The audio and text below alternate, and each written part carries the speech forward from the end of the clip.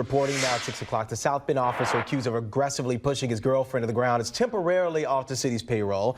The Board of Public Safety making that decision early this morning. 16 News now investigates. Caroline Clapp went to that meeting and talked with the police chief after that decision came down. Caroline, did the board members make any comments about these accusations before voting? Yes, Lauren, they all agreed to halt the officer, David Finn's pay. One of them called the situation serious, another egregious. The chief says he is very disappointed.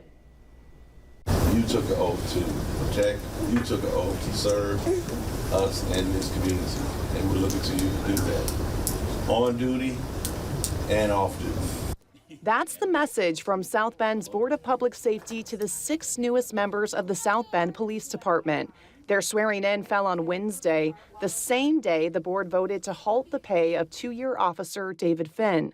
As we told you, Finn is accused of aggressively pushing his girlfriend to the ground after tailgating and going to a bar with friends last weekend. And last week, he was convicted of animal cruelty. 3 people say they saw him kick and throw a dog out of a truck.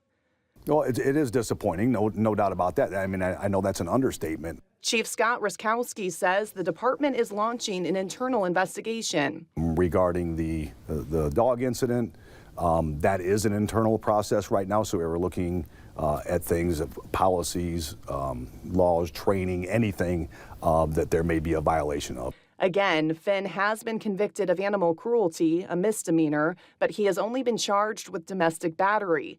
Chief Ruskowski says officers can continue being officers after being convicted of a misdemeanor in some cases. In a hypothetical case, if it was domestic violence misdemeanor, it depends on what the court says.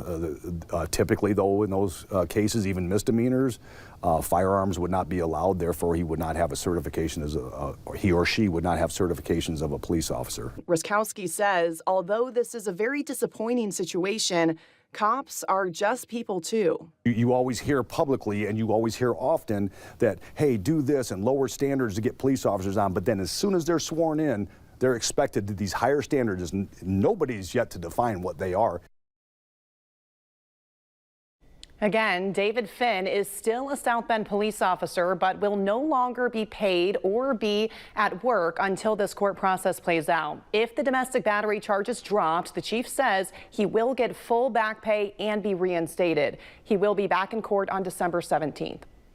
Okay, Caroline, keep us posted on that story. We appreciate it. Thank you. Meanwhile, our team has just confirmed today this officer that we were just talking about, also the same one involved in a police pursuit in September of last year, which ended in Niles. It ended with him tasing 45-year-old Daryl Goodwin of South Bend. This is the video you're looking at from back in September of last year. According to the Berrien County prosecuting attorney, Goodwin was driving over 100 miles per hour, crashed a car in Michigan, got out, and then ran off. It was determined Officer Finn was justified using that taser as Goodwin was considered a danger to the community. A few days after he was tased, Goodwin ended up dying. The coroner's office confirmed it was due to electric shock. Again, it was determined to be justified. Police